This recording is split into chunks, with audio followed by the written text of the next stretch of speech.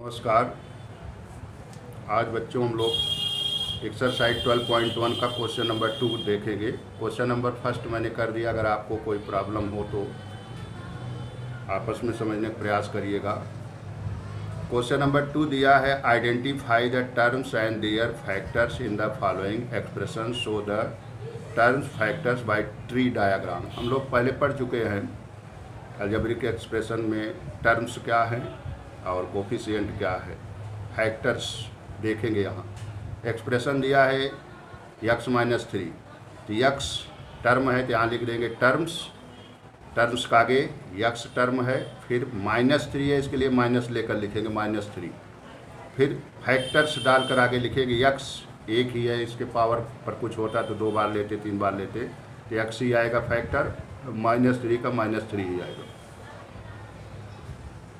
B, question number B second का B, expression दिया 1 + x + इसमें 1 2 3 टर्म्स आर गिवन। तो फर्स्ट लिया गया टर्म्स का आगे 1, फिर second x, third x² plus लगा, इसके लिए कोई साइन नहीं लेंगे। 1 का फैक्टर, फैक्टर्स डालकर 1 का फैक्टर 1 ही होगा, x का x ही आएगा, x पावर 2 है, x का पावर 2 है तो x को 2 बार लिखेंगे x। फिर क्वेश्चन नंबर सी खुद से आप करोगे, do your self. D, expression दिया है 5xy² + 7x²y, तो इसमें टर्म्स आ गया, यहाँ एरो करके हमने लिख दिया 5xy² और प्लस के आगे है 7x²y, तो हो गया 7x²y।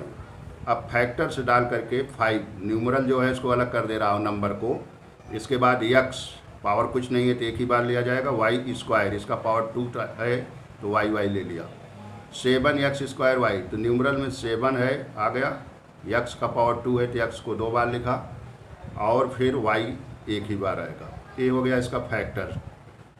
ई पोर्शन खुद से कर लोगे। क्वेश्चन नंबर 2 का सेकंड पार्ट, इसमें दिया identify terms and factors in the expression given below. इसमें आइडेंटिफाई माने पहचान करना आपको टर्म क्या है और उसका फैक्टर क्या है। इसमें ट्री डायग्राम बनाना था, आगे वैसे टेबल बना कर हम लोग कर लेंगे। एक्सप्रेशन दिया है पहला ई, एक क्वेश्चन है -4x + 5, तो हम लोग 3 कॉलम बना लिए, एक्सप्रेशन, टर्म्स, फैक्टर्स, लिखने में आसान हो जाएगा। तो ए में 2 टर्म है -4x + 5, तो लिख दिया टर्म्स अलग अलग करके -4x 5, इसका फैक्टर हो जाएगा, न्यूमरल में आ जाएगा -4 और x वेरिएबल है, पावर कुछ नहीं थी, एक ही बार।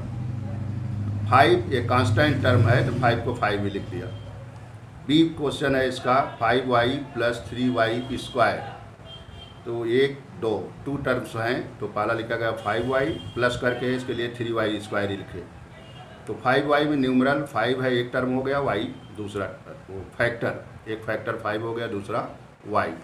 3y² में न्यूमरल 3 कर दिया, एक फैक्टर हो गया, y² का 2 बार फैक्टर बन गया y। अब इसी तरह से क्वेश्चन नंबर 3 पर हम लोग आएंगे, और कोई पार्ट होगा तो आप लोग खुद से कर लोगे।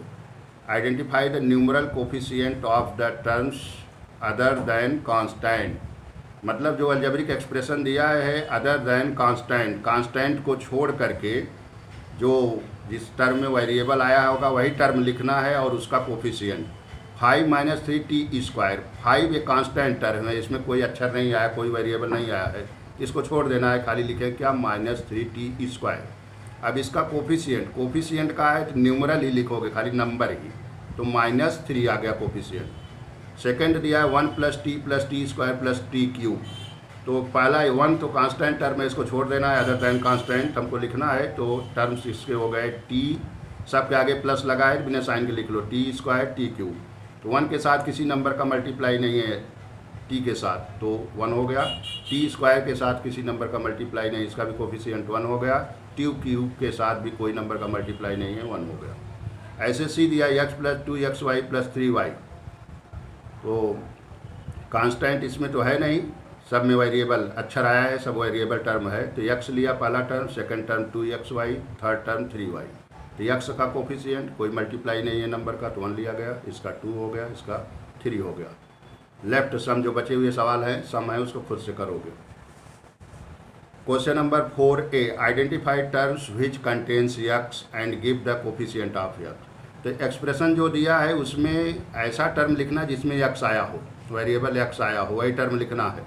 Y square X plus Y, इसमें दो टर्म दिए हैं, तो वाई स्क्वायर एक्स में वेरिएबल एक्स आया है तो हमको खाली यही टर्म लिखना है, वाई स्क्वायर एक्स। अब एक्स का कोफिशिएंट लिखना है तो एक्स को छोड़ करके जो बचा लिख लो, y square. 13 y square minus 8 y x, इसमें एक्स सेकंड टर्म में आया है तो खाली हमको सेकंड टर्म लिखना है, माइनस 8 वाई एक्स। अब एक्स को छोड़ करके बाकी जो बचा लिख लो, कोफिशिएंट हो जाएगा minus 8 Y.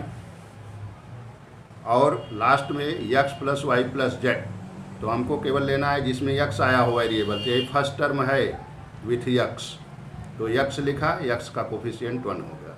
Same way other sums do, जो बाकी बचा अपने मन से करो। क्वेश्चन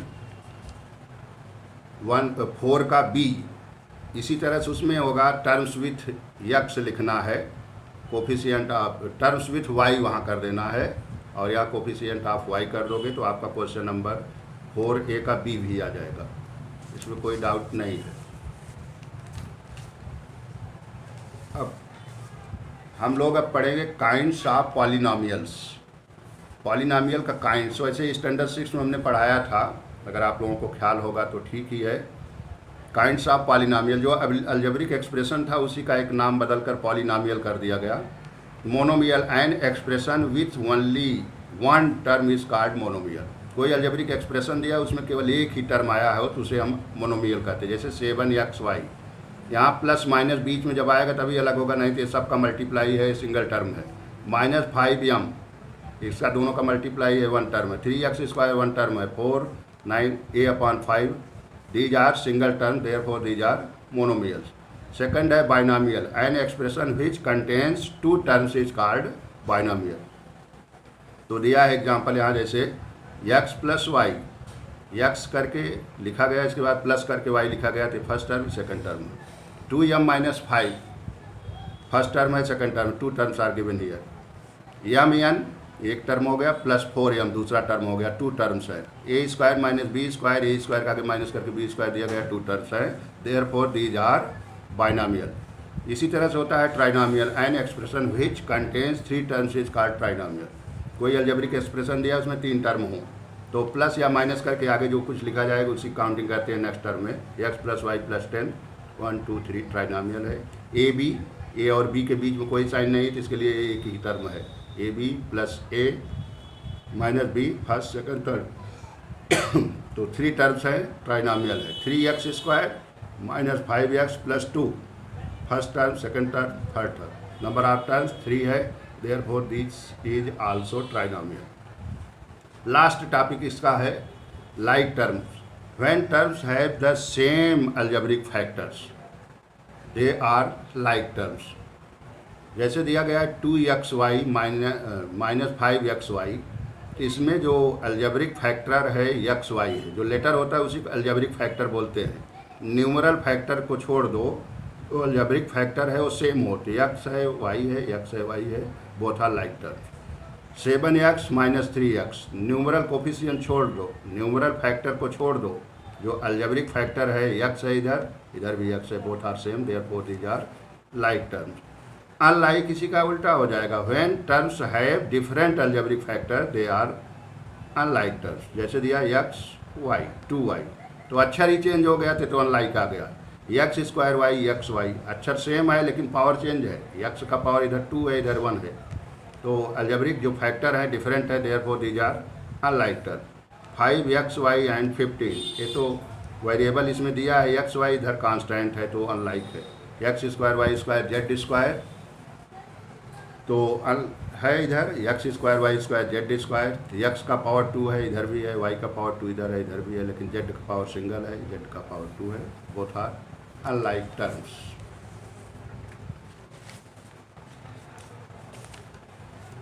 एक्सरसाइज 12.1 क्वेश्चन 5 अगले वीडियो में हम लोग डिस्कशन करेंगे। 3 सम्स बचे हैं, हो जाएगा।